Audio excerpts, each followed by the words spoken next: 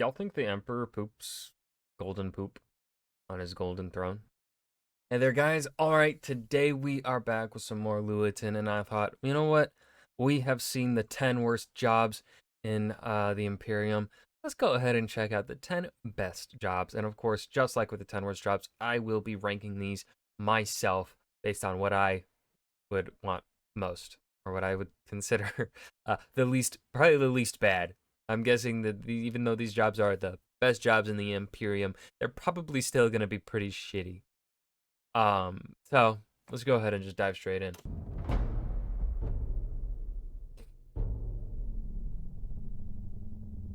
In the grim darkness of the far future, there is only Wag.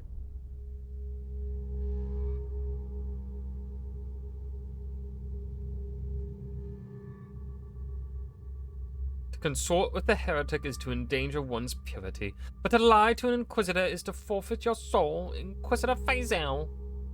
I believe that is what Inquisitor Fazel sounds like. He sounds like a bitch. The best Imperial job. They all suck. Nothing is as good as being an orc. Wow. While it's undoubtedly true that the world of the dark far future is one filled with horror, immorality, and nightmarish perversion, it's also true that while many billions lead lives that are objectively unendurable, there are equally those who are gifted rare positions of privilege, luxury, and highly rewarding lives of service.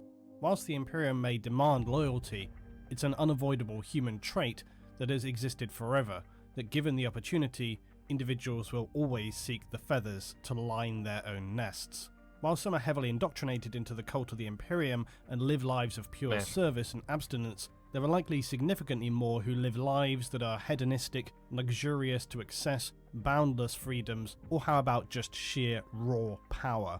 Again, as before, it's worth mentioning that often what I might designate as a job in the Imperium may or may not fall within our understanding of such a thing at this time. Often within the Imperium you're not actually paid, you might simply be assigned a duty through hereditary or just assignment, and you find that your life leads you down a certain path and a certain role to play. So what we might designate as jobs are more roles in society to play, but it's much the same. You're working to stay alive and contribute to the overall structure of human society. As we look at the best jobs today, if you missed out on the worst ones, check the link at the end of this video, and we're covering roles in this video with no constraint. But perhaps we can also look at more standard working class roles that do not include positions of excessive power in another video. And lastly, what would you like me to cover next in a best or worst rundown? Best weapons? Worst weapons? Best orc to fuck. I don't know. Worst deaths, best war machines? Tell me in the comments and maybe I can cover that one next. So in no specific order, let's run down the best jobs within the Imperium of Man. Now, it's no surprise that we start with the role of the Inquisitor. There are a few roles less coveted than that of becoming an Inquisitor of the Imperial Inquisition. For many, the simple reasons for this are twofold: freedom and power. Inquisitors, unlike the majority of humans in the Imperium of Man, are free to pursue their own goals and missions, within the context of their role, of course, to protect and further the interests of humanity. The Inquisition at its current existent state is a massive organisation in the Imperium. Answerable to no one other than the Emperor and themselves, they reign as terrifying figures to most of the rest of humanity. Take your pick of the three Ordos as well as to which to best participate in. The Ordo Malleus deals with eradicating demons and the servants of chaos, basically.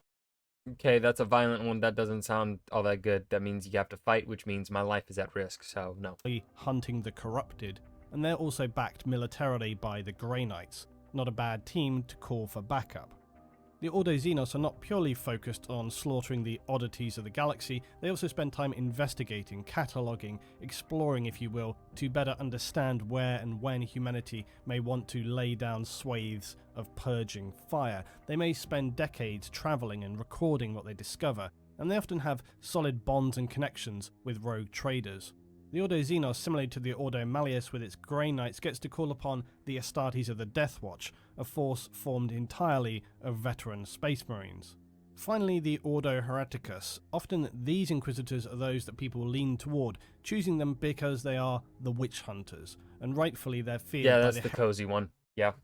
heretics of humanity. They hunt down rogue psychers, mutants of mankind, and those who would speak heresy toward the Imperium and the Emperor. Speaking out of turn, heresy. Spilled my beer? You better know that's some heresy. Damn And as straight. per the previous choice, yes, they are backed not only by the Adeptus Astartes, but also the Adeptus Sororitas. That is the all-female militant wing of the Imperial cults. Yeah, I'd be one of those inquisitors. They got my back. Shit, I'm signing up right now. Let me in. Calm. Yeah. Uh-huh. All right.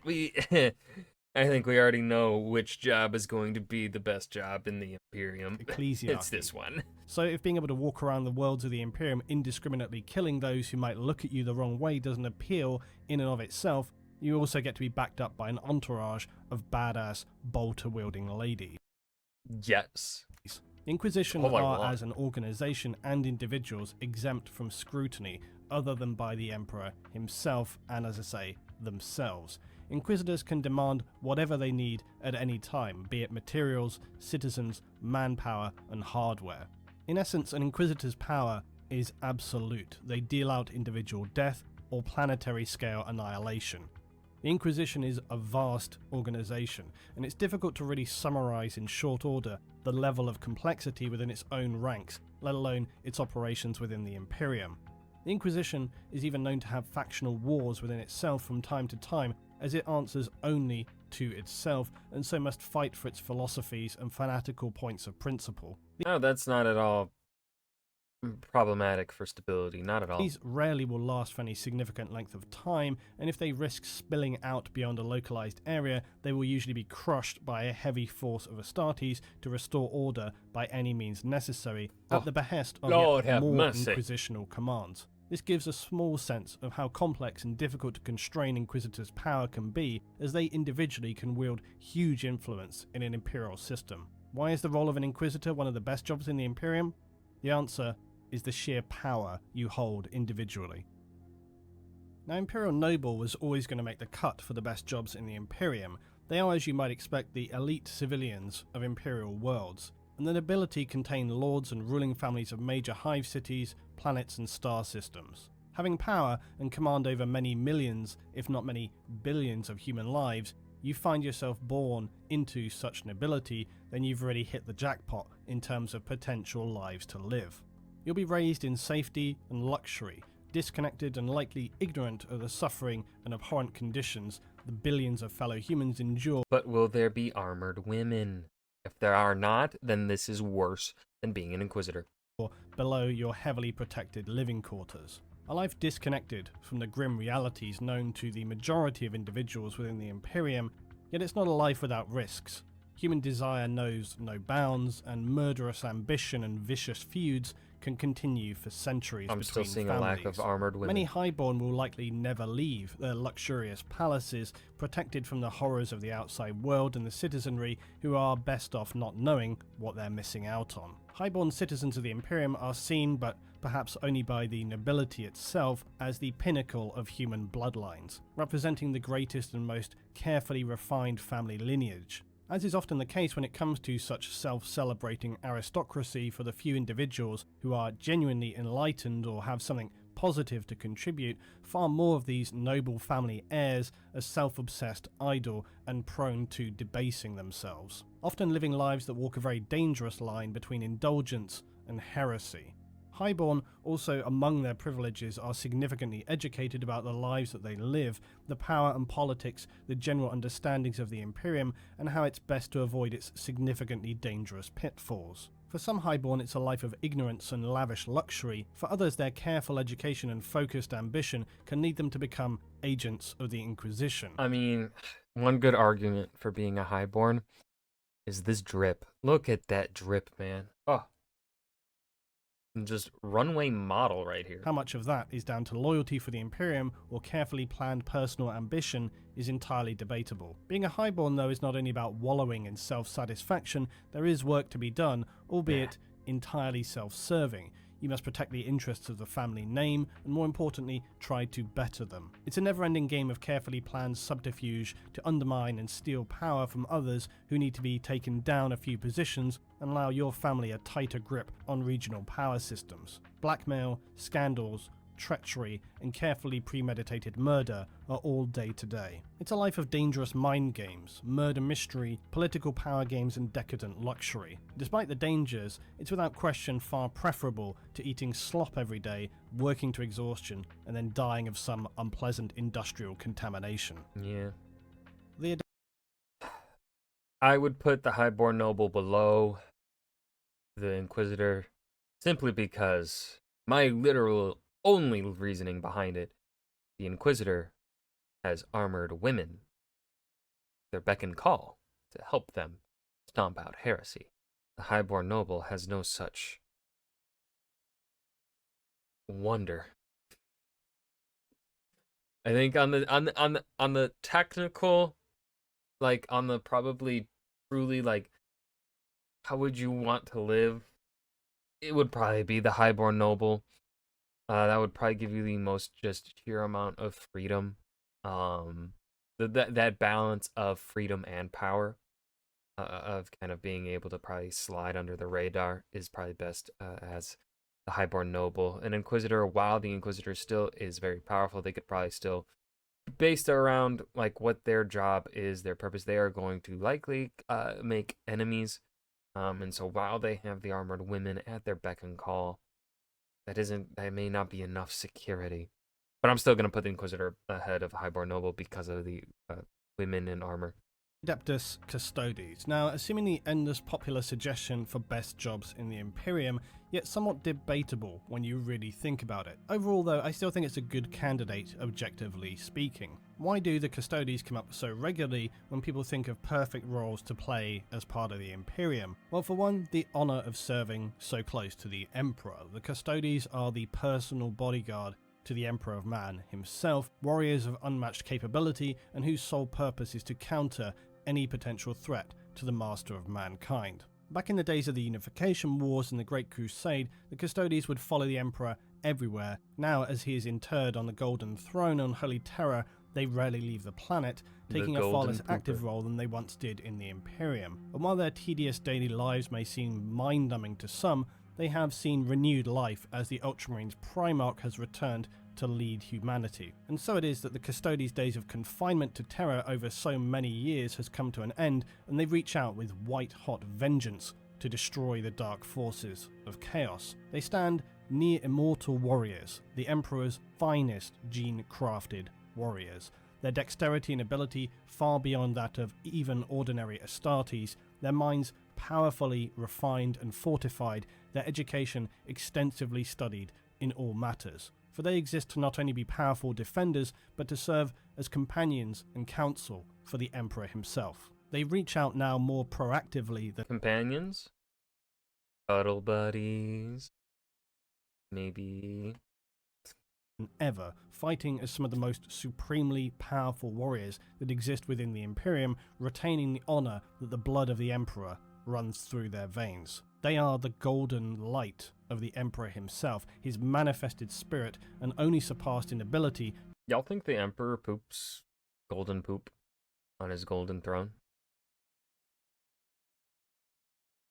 Just random By thought. the Primarchs and the Emperor himself. To be a custodes is to be the pinnacle of human design. Their task of defending against the darkness may be challenging, but to stand individually as one of the most powerful and advanced forms of humanity ever created, beings of godlike strength and mental dexterity compared to your average human, bearing ornate crafted armor and weapons, and who is said to have been genetically individually crafted by the Emperor himself, there can be little dispute that the position of a custodes is greatly revered. Rogue traders are Okay, I would put, I'd put the Adeptus Custodes, currently third place, they're below, Highborn Noble, just because, I mean, yeah, they are the best soldiers, but honestly, their lives kind of sound kind of boring. You know, I rather have fun in life and not just stand and guard a decrepit emperor. An obvious idolized role within the Imperium of Man, where much of humanity leads assigned lives of extremely limited personal choice, rogue traders lead lives that are entirely the opposite. Lives of exploration and adventure and self-determination. They're able to travel wherever they feel is worthwhile, dreaming and speculating for the betterment of mankind, but also for themselves. Rogue traders lead a life that many can only dream of. Successful rogue traders will also have close-knit teams of specialists around them, experts in diplomacy, exploration, and combat. These individuals, though, unlike others related through their likely noble family ties, will be well-educated with a strong sense of... Why the fuck do you have a grenade strapped to your chest? Is that like not you? I feel like that's not something you want to do because like the chest is like the broadest part of the human body. Makes it the easiest target. Like if you have something that goes boom on your chest, the area that's easiest to shot at, um, you could go boom, right? instinct and cunning, skilled merchants, potentially pirates, and most certainly opportunistic. Rogue traders are truly exceptional individuals, and it's easy to romanticize rogue traders as they rattle on through the void in their customized and potentially Xenos-adapted ships. Some rogue traders even end up feeling so disconnected from the Imperium that they end up feeling no strong ties with it, and they walk a very thin line between loyalty and heresy. The truest appeal to take on the role of a rogue trader, though, is the freedom of exploration and trade that it represents. You're not tied to a specific world, nor are you beholden to oaths of duty and service to the Emperor. You're not going to be sent out on orders back to back from one place to another, dealing with situations and entities that would be enough to destroy the minds of many ordinary citizens. As a rogue trader, you lead a difficult life, but a life where the challenges become their own rewards. Adventure, glory, and riches await the smartest and most capable of rogue traders, and for any who are able to locate the rarest of the rare lost STC templates, eternal glory in the Imperium awaits you. Now initially I was Okay, I would put the rogue traders then at number 2, just below the inquisitors, because rogue traders seem to have a significant lack of armored women. But they sound like fun. They sound like a good old time of adventure, of skullduggery, and other piratey terms. considering not to include a high administrator in the best jobs list because I considered it to be too close to a planetary governor or a noble. However, it does differ and certainly sits as one of the more cushy jobs available to individuals in the darkness of the far future. Essentially, you would take on the role of a high-ranking bureaucrat, and this is beneficial to you for multiple reasons. Bureaucracy. One being the scale of the administratum. Even as a senior staff member within its vast sub-departments would allow you to fade into a state of greyness.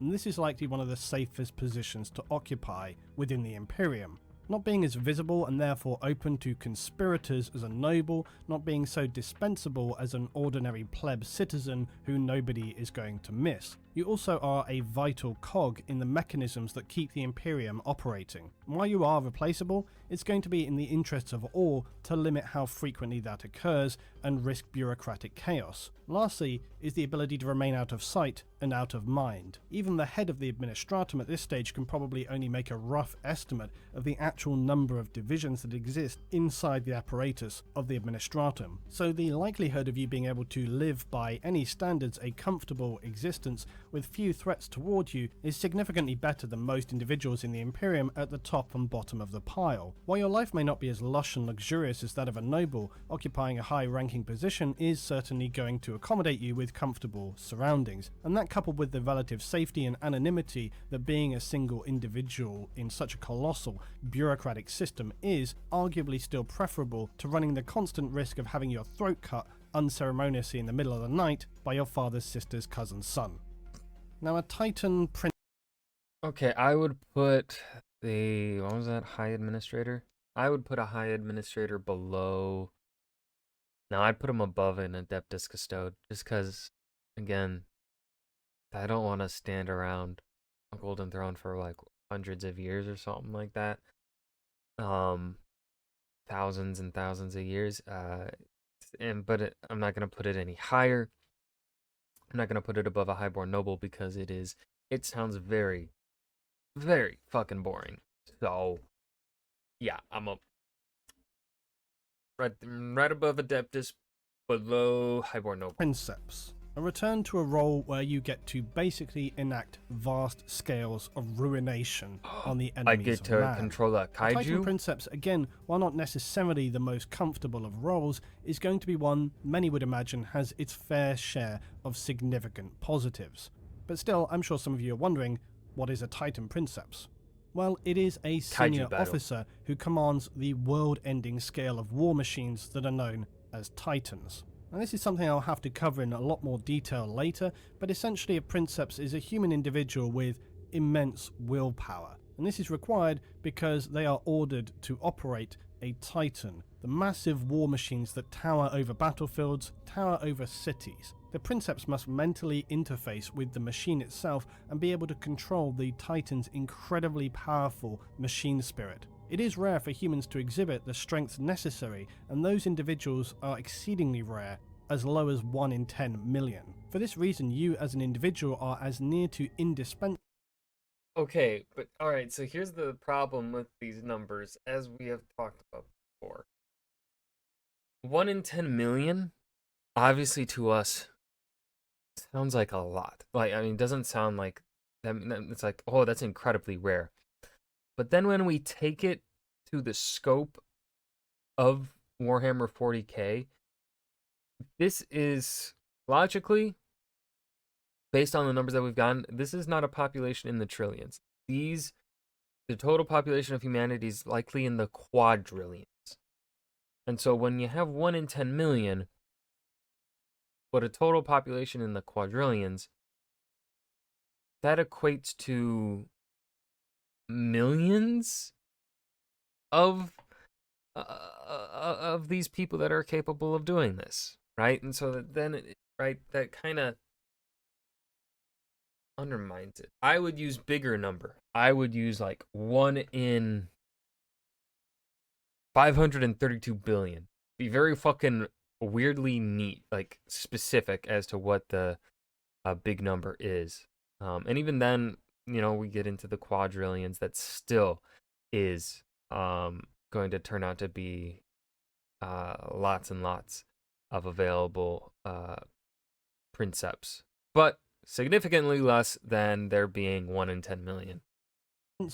As any individual in the Imperium. You'll be heavily guarded, and if your vast war machine were to be disabled in battle, no resource would be spared to recover you. One of the very few situations where the Imperium cares significantly about an individual human life. Operating a Titan is also highly addicting. For perhaps obvious reasons, the Princeps will feel the Titan as if it were their own body. They will feel as if they themselves are this staggeringly dominating war machine of godlike power. This intense, overpowering addiction can often lead Princeps to spiral down into madness as their mind is too heavily strained and they fight against the spirit of the machine itself. Princeps do not individually operate a Titan. The task is far too difficult for one person alone, and will have a team of juniors known as Moderati who assist in other operations and coordinations required to run the Titan.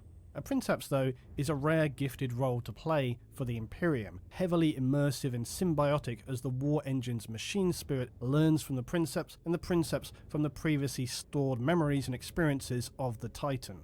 It is a position few could ever imagine having the opportunity to be, designated as a commander and operator of one of the most powerful weapons the Imperium holds. To rain down prophetic fury and devastation against the enemies of man with impunity as you look down with powerful superiority upon the ant-like figures that you are crushing, rending, tearing, and exterminating with fire. The fools who would stand against the might, power, and irresistible force of the Imperium of man. Now, Planetary Governor...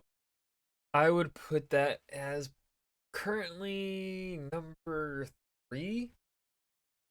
So we have Inquisitor number 1, Rogue Trader number 2, and then I would put the Titan Princeps at number 3 because I want to control a kaiju. But it still does not beat the fun of being a space pirate, and it also does not come with women in armor. That's my reasoning behind all this. Or Lord is another position of supreme power that offers those lucky enough to hold the position lives that few could dream of. A governor is a political leader, although not elected, obviously, within the Imperium of Man. Democracy? And they're also considered Gross. an imperial commander when it comes to military decisions. Similarly to other roles in either the administratum or nobility, a planetary governor is often a hereditary position. And I think it's safe to understand why somebody long ago decided that that was a good idea, and it certainly wasn't in the interests of ensuring the right person for the right job. Governors of important worlds within a system may also extend their powers as sector or even segmentum governors. This is to ensure smooth order and running of imperial systems, as the Imperium itself is far too large to be run by a more centralized system. The benefits of being a governor are that while technically you answer to the Adeptus Terra and the Lord Commander of the Imperium, you are essentially completely independent and can run your planet and sector however you deem appropriate. Quite literally, the world is your oyster. You do of course have to adhere to delivering your quotas for the Imperial tithe, but as most of your world systems are fairly entrenched and autonomous, this shouldn't be a heavy concern. If you were able to choose, which you wouldn't because the positions are hereditary, but any number of world types exist, and all would hold their own specific benefits to you as a governor. The top of the pile likely being governor of a garden or paradise planet. And yes, these are a thing, believe it or not, in the Imperium. They are worlds of staggering natural beauty, highly cultured places with massive, luxurious restaurants, dancing rooms, maybe even some form of casino for the nobility to enjoy, as well as any number of associated pleasurable activities. Use your imagination. To be a governor of such a world is just about as idealistic a role as you could hope to have. Other planets that could be enjoyable are, yes, feudal worlds, because they're fairly idyllic in one sense, simple people leading simple lives, or industrialized worlds that are not too far from the 21st century on Earth.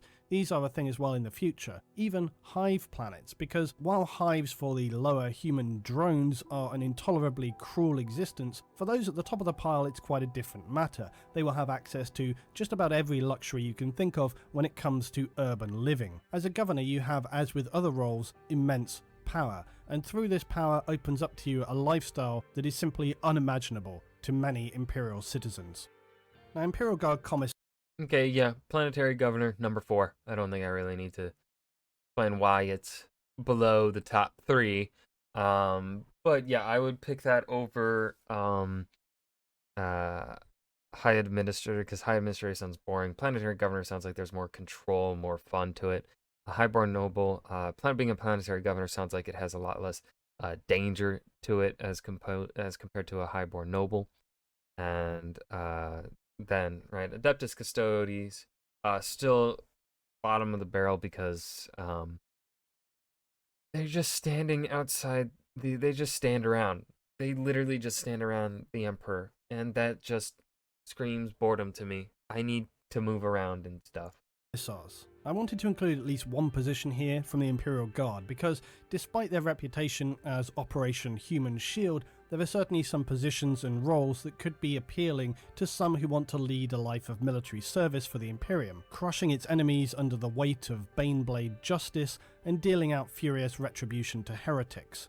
An Imperial Guard Commissar covers various levels of ranking, from default Commissar to Lord and Commissar General. While certainly not the easiest job by any means, a Commissar is an individual with influence, significant respect and power within his regiment or PDF force. A Commissar is essentially a senior commander, empowered by the Imperium to use any means to ensure loyalty and morale of troops, and to achieve objectives whatever the cost. A Commissar will be feared by some, revered by others, often inspiring his troops to leap into battles and take on objectives far beyond sense and reason, and often facing down and succeeding with what appeared to be impossible odds. Commissars are for some a very appealing role because of the supremely uncompromising nature of the Commissar. They are immovable bastions of Imperial will. They will execute their own officers and sergeants and just as readily as individual guardsmen if they feel it's warranted.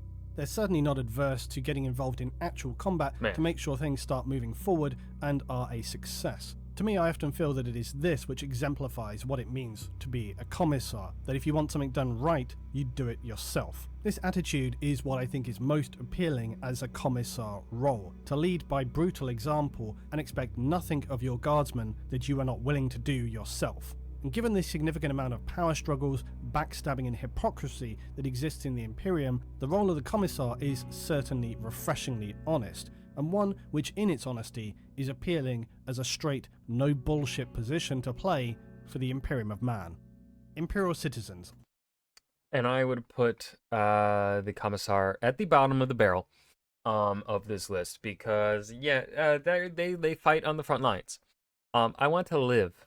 So, no. Okay, now hear me out on this. I know this is a bit vague, and I actually hate myself somewhat for putting in something so vague. But what I wanted to include here is that for all the nightmarish horror and disgusting waste of life that exists in the Imperium, there are also plenty of mid-level roles or planets that do not suffer the same intolerable conditions that others endure. And these lifestyles apply to many roles that you couldn't simply assign to one job. The extremes that we often discuss in the darkness of the far future are always the forefront of what is presented in our view of the Imperium, because so much of it concerns military matters or planets which serve to supply military necessities for the Imperium's forces. However, there are plenty of planets like the previously mentioned Garden or Paradise worlds where the conditions are far from nightmarish. I think that there would be few of us who wouldn't mind being, say, a gardener on a paradise world, or an inventive bartender serving their nobility, an events planner for noble feasts and events, or how about any number of roles on Earth-like industrialized planets not vastly different from our lives today, even feudal worlds with their obviously base level of technology and susceptibility to health issues, but still would lead peaceful lives, arguably idealistic in many ways. On the Hive and more Imperial headquartered planets as well, it's not all bad. There are plenty of mid or mid-senior roles of administration and command that, objectively speaking, are far from miserable and soul-destroying and even relatively comfortable. So this was quite a generalised and vague choice, so I apologise for that, but I feel it was worth noting that there are plenty of ordinary jobs that would be very preferable, even desirable by many, people who are probably leading lives of simple pleasure without the pressure and the threat of being dragged kicking and screaming from your position of power by an inquisitor who suspected that you were getting too big for your boots. Now last... Okay. Oh, where would I put that one? I think that one is going to go above Adeptus Custodes as well. And I think I'm going to also put it above a Highborn Noble because of, right, it is, simple life. Don't really have to worry about much. So I think I would put it there, but it's not going to go above Planetary Governor. Just because Planetary Governor seems to also have a lot of the freedoms and probably a lot of don't have to worry as much day to day. As long as I'm not committing heresy, right? I should be fine.